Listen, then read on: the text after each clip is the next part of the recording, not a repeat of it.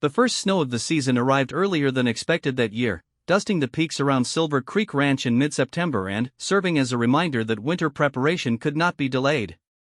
Sarah had learned enough about frontier life to understand that survival depended on being ready for months of isolation when blizzards could cut them off from the outside world for weeks at a time. Every day of good weather was precious for completing the endless tasks that would keep them alive and comfortable through the harsh mountain winter. Sarah threw herself into the harvest season with the same determination she had brought to every other challenge of frontier life. The garden she had tended so carefully through the summer provided bushels of vegetables that needed to be preserved before the first hard frost could destroy them. She worked alongside Carmen Rodriguez, learning the traditional methods of drying, smoking, and storing food that had sustained frontier families for generations. The root cellar beneath the house became a source of pride as it filled with the fruits of their labor. Rows of glass jars held vegetables preserved in brine, while braided strings of onions and garlic hung from the rafters. Barrels of salt pork and smoked beef provided the protein that would be essential during the months when fresh meat would be scarce. Sacks of flour, beans, and other staples purchased during their last trip to town completed their preparations for the long siege of winter. But food was only one aspect of winter preparation. Firewood had to be cut, split, and stacked close to the house where it would remain accessible even in the deepest snow. James and his men worked from dawn to dusk, felling dead trees in the forest and hauling the logs back to the ranch where they could be processed into manageable pieces. Sarah learned to handle an axe, splitting kindling and smaller pieces while the men tackled the larger logs.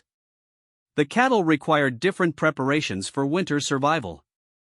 The breeding stock that would form the foundation of next year's herd had to be moved to the lower pastures where they would have some shelter from the worst weather. Hay that had been cut and dried during the summer was moved into storage areas where it would remain dry and accessible throughout the winter. James explained that keeping the cattle alive through a hard winter was one of the greatest challenges of ranch life, requiring constant vigilance and careful rationing of feed. As the days grew shorter and the nights colder, Sarah found herself appreciating the wisdom of the systems that James had developed over his years at the ranch. Everything from the location of buildings to the arrangement of corrals had been planned to make winter work as efficient as possible. Ropes were strung between the house and barn so that people could find their way in blizzard conditions, and windows faced directions that would provide maximum light during the darkest months of the year. The approach of winter also brought news from the outside world that would affect their lives in unexpected ways. Sheriff Bradley arrived with word that Harrison Black had not given up his claims to the water rights, but had instead taken his case to territorial court with the backing of powerful political allies. The legal battle would continue through the winter months, and the outcome would determine whether Silver Creek Ranch could survive as a viable operation. More troubling was the news that Black had hired additional gunmen and was reportedly planning some kind of action before the snows made travel difficult. Bradley warned James that the isolation that provided protection during the summer months could become a trap during winter, when help would be impossible to summon and escape would be equally difficult. They would have to be prepared to defend themselves against whatever Black might attempt. This threat cast a shadow over what should have been a peaceful time of preparation and anticipation. Sarah found herself looking at their winter preparations not just as protection against weather, but as fortifications against human enemies. Additional ammunition was stored in hidden locations around the ranch, and plans were made for defending the buildings if they came under attack. The romantic adventure of frontier life had taken on a grim and dangerous reality. But even the threat of violence could not diminish Sarah's growing love for the life she had chosen. As she and James worked together through the busy days of autumn, their partnership deepened into something that went far beyond the practical arrangements that had brought them together. She had come to admire not just his skill and knowledge, but his fundamental decency and integrity. He faced every challenge with quiet courage, treating friends and enemies alike with a fairness that earned respect even from those who opposed him. Their relationship was tested in ways that would have been impossible in the civilized world of Boston. They had faced danger together, made life and death decisions as a team, and learned to depend on each other completely. The formal courtship rituals of Eastern society seemed artificial and meaningless compared to the honest partnership they had built through shared hardship and common purpose. On a crisp October evening, as they sat on the porch watching the last light fade behind the mountains, James asked Sarah to marry him. His proposal was simple and direct, without flowery speeches or dramatic gestures. He told her that he loved her, that he respected her courage and intelligence, and that he wanted to build a future together in the valley they both had come to call home. Her acceptance was equally direct, spoken with the certainty of a woman who had found exactly what she was looking for. Their wedding took place on a Sunday morning in November, officiated by the traveling preacher who made regular circuits through the scattered settlements of the territory. The ceremony was held in the main room of the ranch house, with Carmen Rodriguez serving as matron of honor and Miguel giving the bride away in the absence of her family. Sheriff Bradley stood as best man, and the other neighbors who had supported them through the water rights dispute served as witnesses. The simplicity of their wedding would have horrified the society matrons of Boston, but Sarah found it perfect. There were no elaborate decorations or expensive gowns, no formal receiving lines or complicated social protocols. Instead, there was genuine warmth and affection from people who understood the courage it took to make a commitment to frontier life. The feast that followed featured foods that they had grown, hunted, and preserved themselves, making it more meaningful than any expensive catered affair. As winter settled over the ranch in earnest, Sarah discovered the unique rhythms of life during the quiet season. The constant rush of summer and autumn work gave way to a slower pace dictated by the need to conserve energy and resources. Days were spent on indoor tasks like mending equipment, caring for the animals in the nearby barn, and the countless small maintenance jobs that kept a frontier household functioning. Evenings were for reading by the firelight, with James sharing his collection of books about ranching, history, and exploration while Sarah read aloud from the novel she had brought from Boston. They planned improvements for the ranch, discussed their dreams for expanding the operation, and imagined the children they hoped to raise in this beautiful but challenging environment. It was a time of quiet intimacy that deepened their bond in ways that the busy seasons had not allowed. But winter also brought the isolation that could drive frontier families to desperation if they were not prepared for it. For weeks at a time, they might not see another human being outside their own household. The radio silence was broken only by the weekly visits from Miguel, who checked on them despite the difficulty of traveling in deep snow. These visits became precious links to the outside world, bringing news from neighboring ranches and updates on the continuing legal battle over water rights. The legal situation remained precarious throughout the winter months, with reports filtering back from the territorial capital that blacks' political connections were proving formidable. The case had become a test of whether legitimate settlers could maintain their rights against wealthy interests with powerful allies. Sarah found herself helping James prepare detailed documentation of their claims, using her education and writing skills to create legal arguments that could stand up in court.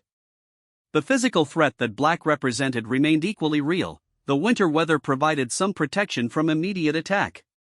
However, Bradley warned them during his last visit before the heavy snows that black had been making threats about settling the matter permanently once spring arrived.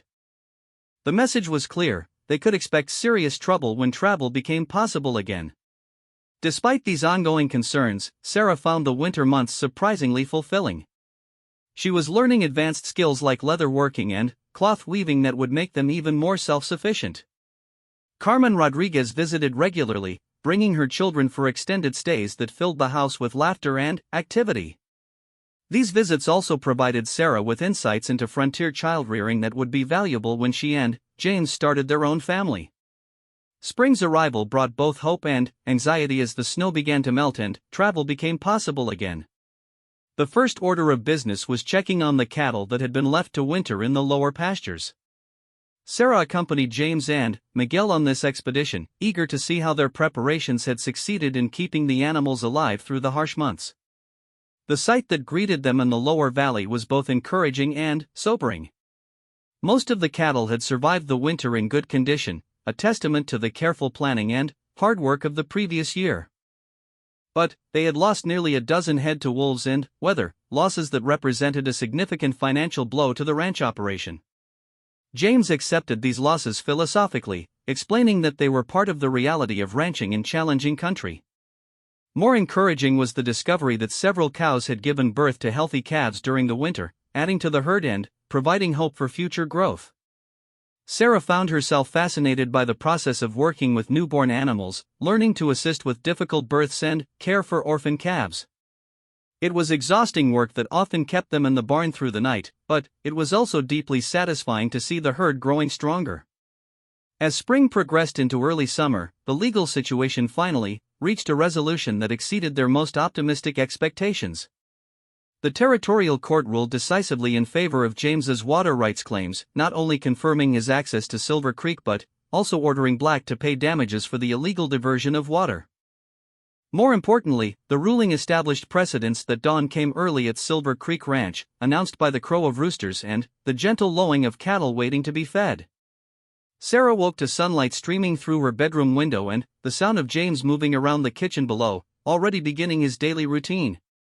The mountain air was crisp and clean, so different from the smoky atmosphere of Boston that she felt energized despite the early hour. Her first weeks at the ranch passed in a whirlwind of new experiences and learning. James was patient but thorough in teaching her the countless skills necessary for frontier life. She learned to milk cows, gather eggs, and tend the vegetable garden that would provide much of their food through the long winter months. Her hands, once soft from her genteel life in Boston, quickly developed calluses from handling tools and working with rope. The ranch operated on a rhythm dictated by the seasons and the needs of the animals. Each day brought tasks that could not be postponed or ignored.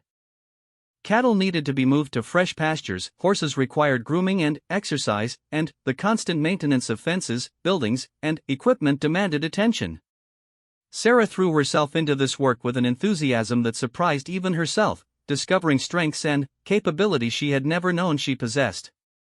But ranch life also revealed the harsh realities that James had tried to prepare her for in his letters. The work was physically demanding in ways that no amount of reading could have prepared her for. Her muscles ached constantly during those first weeks, and she fell into bed each night exhausted but strangely satisfied. The isolation was equally challenging, with the nearest neighbors living more than a day's ride away and the closest town requiring a 2-day journey. One of her greatest challenges was learning to handle firearms, a skill that James insisted was not optional for anyone living on the frontier. Sarah had never so much as touched a gun in Boston, but here she learned to load, clean, and accurately fire both a rifle and a pistol. James explained that guns were tools like any other on a ranch, necessary for protecting livestock from predators and for hunting game to supplement their food supplies. The first time Sarah successfully hit a target at 50 yards, James's proud smile made all the hours of practice worthwhile. But the real test came a few weeks later when a mountain lion threatened the horses in the upper pasture. Sarah found herself alone when she spotted the big cat stalking through the trees, its yellow eyes fixed on a young mare. Her heart pounded as she raised her rifle, but her training took over. The shot echoed across the valley, and the lion retreated into the forest. That evening, as they examined the tracks the predator had left behind, James spoke quietly about the realities of frontier justice. Out here, there were no police to call, no courts to appeal to when trouble arose. People had to be prepared to defend themselves, their families, and their property. It was a responsibility that weighed heavily on everyone who chose to make a life in the wilderness. Sarah's education in frontier life extended far beyond practical skills. She learned to read the weather and the behavior of animals and the color of the sky, understanding that a storm could trap them at the ranch for days or make travel dangerous. She discovered the intricate relationships between predators and prey, between the health of the grassland and the success of the cattle operation, between the timing of seasons and the survival of both animals and humans. The ranch kept detailed records of everything from breeding schedules to feed consumption, and Sarah's education and mathematical skills proved invaluable in this aspect of the business. She took over the bookkeeping with enthusiasm, creating systems that helped James track the profitability of different aspects of the operation. Her suggestions for improving efficiency were welcomed and implemented, making her feel like a true partner in the enterprise. But it was the unexpected challenges that truly tested Sarah's resolve and resourcefulness. A late spring blizzard caught them unprepared, dumping 3 feet of snow and trapping them in the house for nearly a week. During that time, they had to venture out in dangerous conditions to feed the animals and ensure their survival. Sarah learned to navigate in whiteout conditions, following ropes stretched between buildings to avoid getting lost in her own yard. The storm also brought them their first real taste of frontier medical emergencies. One of James's hired hands, Miguel Rodriguez, was injured when his horse slipped on ice and fell on him. With no doctor within 2 days' ride and the roads impassable, Sarah found herself serving as a nurse and sometimes surgeon.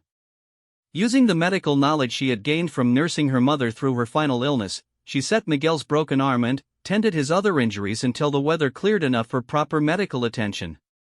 Miguel's recovery gave Sarah her first real insight into the diverse community that existed even in this remote corner of Colorado. The ranch hand was the son of a Mexican family who had been granted land by the Spanish crown decades before Colorado became American territory. His knowledge of the land, weather patterns, and animal behavior proved invaluable, and his loyalty to James was absolute. Through Miguel and his family, Sarah began to understand the complex cultural history of the American West. The Rodriguez family lived in a small house on the southern edge of James's property, and they welcomed Sarah with a warmth that reminded her how much she had missed having close neighbors.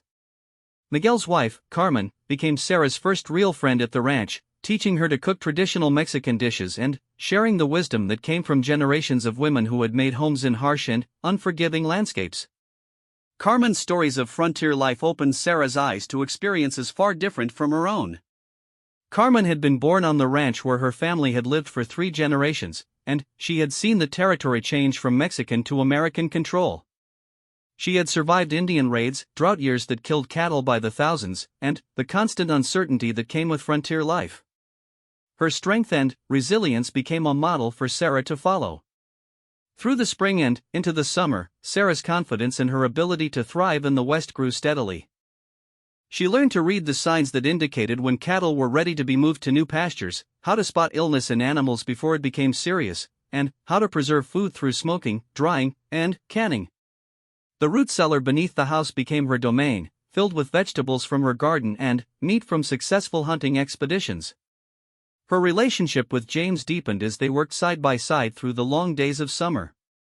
She came to appreciate his steady reliability, his deep knowledge of the land and animals, and his genuine respect for her intelligence and capabilities. He never condescended to her or suggested that certain tasks were beyond her abilities as a woman. Instead, he encouraged her to push herself and take on increasingly challenging responsibilities. The summer also brought their first real test of the water rights disputes that James had mentioned in his letters. A neighboring rancher named Harrison Black began diverting water from Silver Creek upstream from James's property, threatening the survival of both the cattle and the crops that sustained the ranch through the winter. The conflict escalated when Black's hired guns began patrolling the disputed area, making it clear that he was prepared to use violence to support his claims. Sarah watched James struggle with the decision of how to respond to this threat. As a law-abiding man, he wanted to resolve the dispute through legal channels, but the nearest territorial court was hundreds of miles away, and Black's political connections made a favorable ruling unlikely. As a practical rancher, James knew that losing access to the water would force him to sell his cattle and abandon the ranch he had spent years building. The situation came to a head on a hot July afternoon when Sarah and Miguel discovered that Black's men had built a dam across the creek, completely cutting off the water supply to Silver Creek Ranch. The cattle were already showing signs of distress, and the garden that Sarah had worked so hard to establish was beginning to wilt in the summer heat. Something had to be done immediately, before the damage became irreversible. That evening, James made the difficult decision that would define the kind of man he was and the kind of life they would build together. Rather than respond with violence, he chose a path that required both courage and intelligence. He had learned from Miguel's family about an old Spanish land grant that predated Black's claims to the creek, and he planned to use this knowledge to outmaneuver his opponent legally. But first, they had to survive long enough to make their case. Sarah found herself helping to plan what amounted to a military operation, as James organized his men to remove Black's dam under cover of darkness.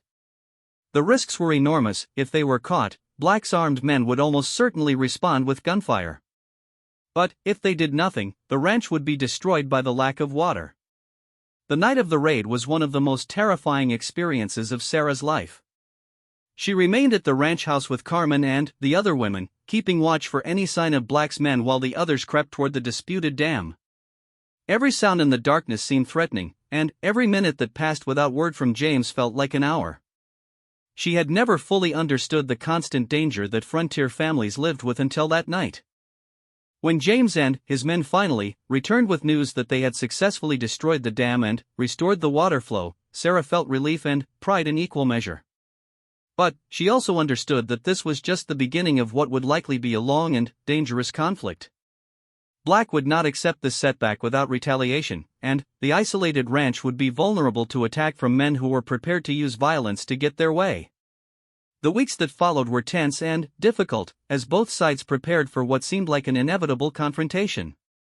James sent word to the territorial authorities about the water rights dispute and the legal precedents that supported his claim, but he also began preparing defenses for the ranch. Windows were barricaded, additional ammunition was stockpiled, and the daily routines of ranch life were modified to account for the constant threat of attack. Sarah found herself taking on responsibilities she had never imagined when she first answered James's advertisement in the Boston newspaper. She learned to keep watch with a loaded rifle, to recognize the signs of approaching riders long before they came into view, and to coordinate the defense of the ranch buildings with the other women and older children. Her transformation from a genteel Boston schoolteacher to a frontier woman was complete. The crisis also deepened her understanding of the community bonds that held frontier society together. Neighboring ranchers who had their own disputes with Black offered support and assistance, creating an informal alliance against the man they saw as a threat to everyone's way of life. The territorial government might be distant and ineffective, but the unwritten codes of frontier justice created a system of mutual aid and protection. One of the most important allies to emerge during this period was Sheriff Tom Bradley, a former cavalry officer who had been appointed to bring law and order to the territory. Bradley was an honest man who understood that the survival of legitimate settlers depended on his ability to enforce the law fairly and effectively. When he arrived at Silver Creek Ranch to investigate the water rights dispute, Sarah was impressed by his careful attention to the evidence and his determination to find a legal solution to the conflict. Bradley's investigation revealed that Black had indeed been operating outside the law, using forged documents and intimidation to support claims that had no legal basis. The old Spanish land grant that Miguel's family had preserved proved to be the key evidence needed to establish James's legitimate rights to the creek water. But Bradley also warned them that Black was unlikely to accept this ruling without a fight, and that they needed to be prepared for further trouble. The confrontation came on a hot August morning when Black rode onto Silver Creek Ranch with a dozen armed men, clearly intending to settle the dispute through violence rather than law. Sarah watched from the house as James walked out to meet them, his own men positioned strategically around the ranch buildings. The tension was so thick it seemed to charge the very air, and Sarah found herself holding her breath as the two men faced each other across the dusty yard. What followed was a test of courage and character that would be talked about throughout the territory for years to come. James stood his ground against overwhelming odds, backed by the knowledge that he was defending not just his property but the principle that law should triumph over might on the frontier. Sarah watched through a crack in the barricaded window as her future husband faced down a man who had built his power on fear and intimidation. The standoff lasted for what felt like hours but was probably only minutes, as both sides weighed their options and calculated the likely consequences of their actions. Finally, it was the arrival of Sheriff Bradley and a territorial marshal that tipped the balance. Black found himself facing not just James and his men, but the full authority of territorial law. Outnumbered and outmaneuvered, he was forced to retreat, though not without promising that the conflict was far from over. That evening, as they counted the cost of their victory, Sarah realized that she had found something in the Colorado wilderness that she had never experienced in Boston. She had discovered not just adventure and romance, but a sense of purpose and belonging that came from building something meaningful with her own hands. The challenges were greater than anything she had ever faced, but so were the rewards of success. As summer turned toward autumn, Sarah began to understand that her transformation from Eastern lady to frontier woman was not just about learning new skills or adapting to harsh conditions. It was about discovering strengths within herself that civilization had never demanded, about finding the courage to face uncertainty and danger with determination rather than fear. The simple invitation from a cowboy had led her to a life that was harder than anything she had ever imagined, but also more fulfilling than she had ever dared to hope. Ara Mitchell had always believed that life held surprises around every corner, but she never imagined that answering a simple advertisement in the Boston Herald would change everything she thought she knew about herself. The year was 1885, and, at 23, Sarah found herself trapped in the suffocating routine of teaching at Miss Pemberton's Academy for Young Ladies. Every morning brought the same dreary lessons about proper etiquette and embroidery, while her evenings were spent correcting papers in her tiny boarding house room. The advertisement that caught her eye was tucked between notices for patent medicines and farm equipment. Seeking educated woman for correspondence and companionship. Must enjoy adventure and possess strong constitution. Write to J. A. Thompson, Silver Creek Ranch, Colorado Territory. Something about those simple words stirred something deep within Sarah's restless heart. Perhaps it was the mention of adventure, or maybe the mysterious brevity of the message, but she found herself reaching for her pen that very evening. Her letter was carefully crafted, revealing just enough about her education and circumstances while hinting at her desire for something more meaningful than her current existence. She wrote about her love of books, her skill with numbers, and her secret dream of seeing the wide-open spaces she had only read about in novels. 3 weeks later, his response arrived, and Sarah's hands trembled as she broke the wax seal. James Thompson's handwriting was bold and confident, much like the man she would soon discover him to be. He wrote of his ranch in the Colorado mountains, where he raised cattle and horses under skies so vast they seemed to touch the edges of the world. He mentioned his need for someone who could help with the ranch's books and correspondence, but, more than that, he seemed genuinely interested in her thoughts on everything from literature to the changing seasons. Their correspondence continued for months, each letter revealing more layers of two people hungry for genuine connection. By spring, James had extended an invitation that would have scandalized proper Boston society. He asked Sarah to come west, not as a hired hand or governess, but as his potential partner in both business and life. He was honest about the hardships she would face, the isolation of ranch life, and the dangers that came with frontier living. But he also painted vivid pictures of golden sunsets over purple mountains, of wild horses running free across endless meadows, and of a life where a person could reinvent themselves entirely.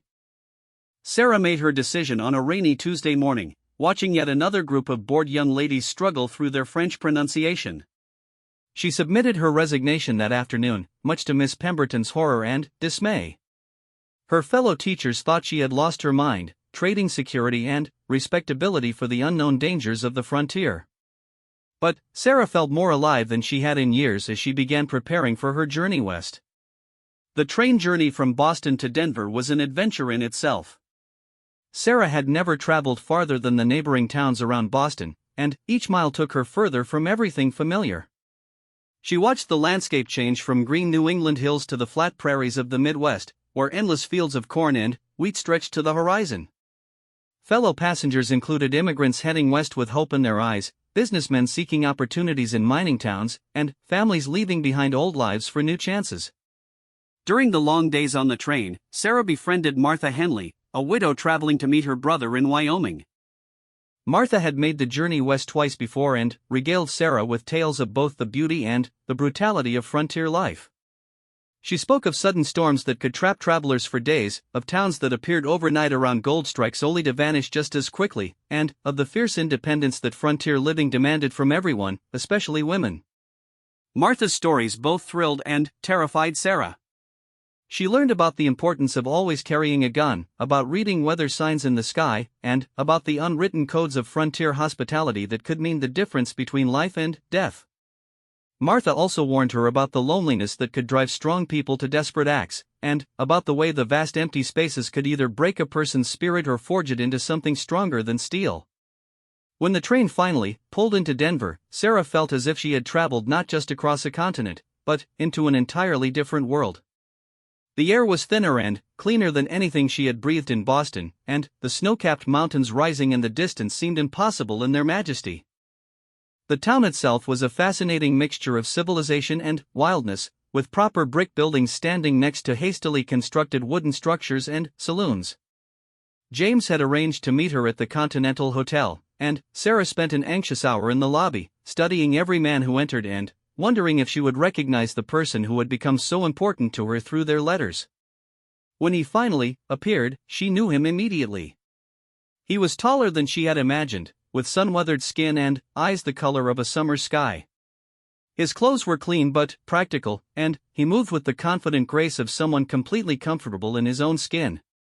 Their first meeting was awkward in the way that meetings between strangers who know each other's thoughts can be. They had shared so much through their letters, but now they had to learn the sound of each other's voices, the way the other moved and gestured, all the small physical details that letters could never convey. James was gentler than his bold handwriting had suggested, careful not to overwhelm her with his presence, while Sarah found herself more nervous than she had expected. Over dinner at the hotel restaurant, they talked about her journey and his life on the ranch. James described the challenges of the current season, including a harsh winter that had cost him several head of cattle and ongoing disputes with neighboring ranchers over water rights. But he also spoke with obvious love about the land he had claimed and built up over the past 7 years, about the satisfaction of working with his hands to create something lasting and meaningful.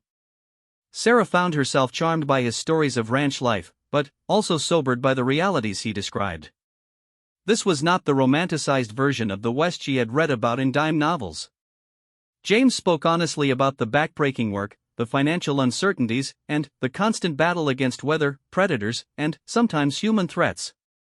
He wanted her to understand exactly what she was considering before she made any final decisions about her future.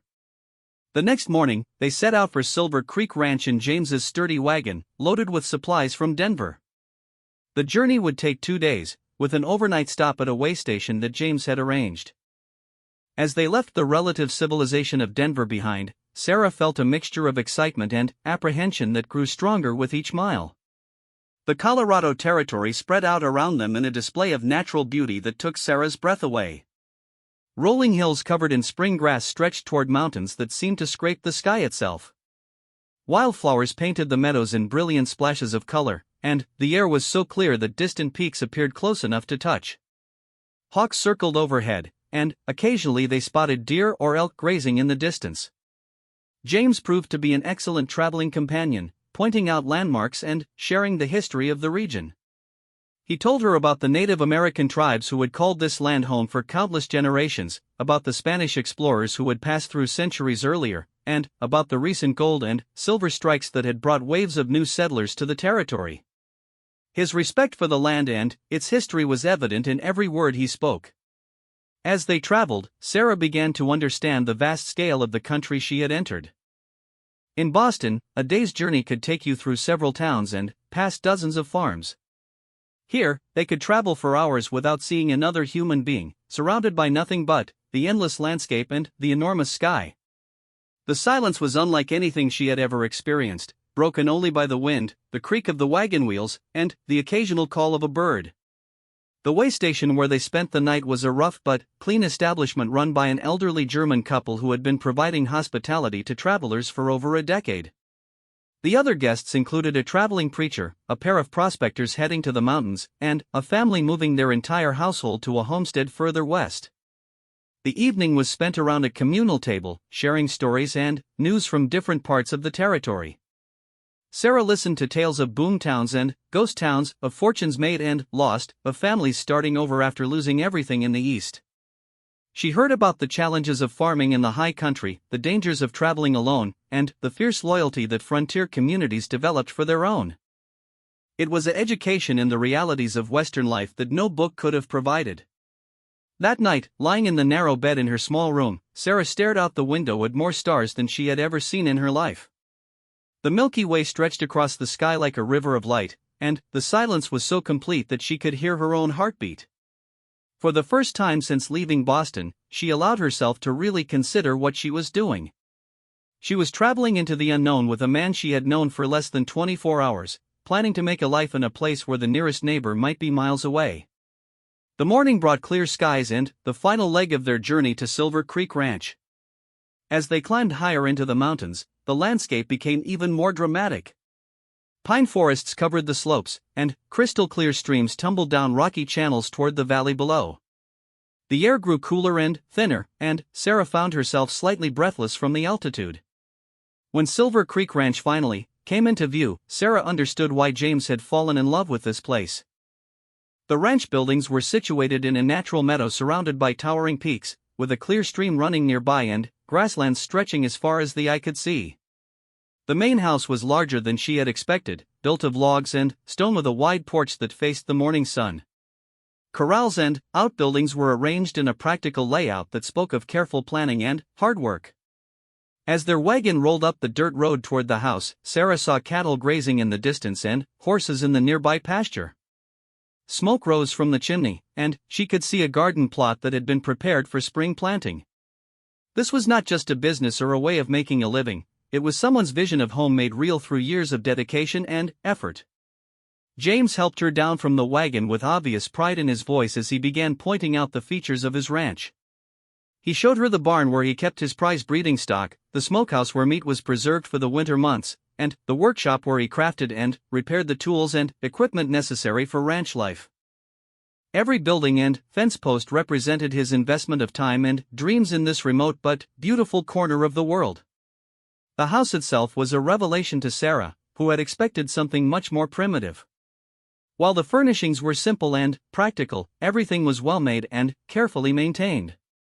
The main room featured a massive stone fireplace, comfortable chairs, and shelves lined with books.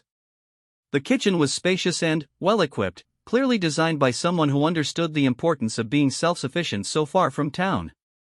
James had prepared a guest room for Sarah, making it clear that she was under no pressure to make immediate decisions about their future together. She would have time to experience ranch life, to decide if this was truly the adventure she had been seeking, and to determine if the connection they had developed through their correspondence could flourish in person. It was a generous and thoughtful approach that spoke well of his character. That first evening at Silver Creek Ranch, as they sat on the porch watching the sun set behind the mountains, Sarah felt a sense of possibility she had never experienced before. The vastness of the landscape seemed to offer endless opportunities for a person willing to work hard and dream big. James spoke quietly about his plans for expanding the ranch, about the cattle breeds he hoped to develop, and about his vision of building something that could last for generations. As the stars began to appear in the darkening sky, Sarah realized that her real adventure was just beginning. The simple invitation from a cowboy had brought her to this extraordinary place, but what happened next would depend entirely on her own courage and determination. For the first time in her life, she felt truly free to choose her own destiny.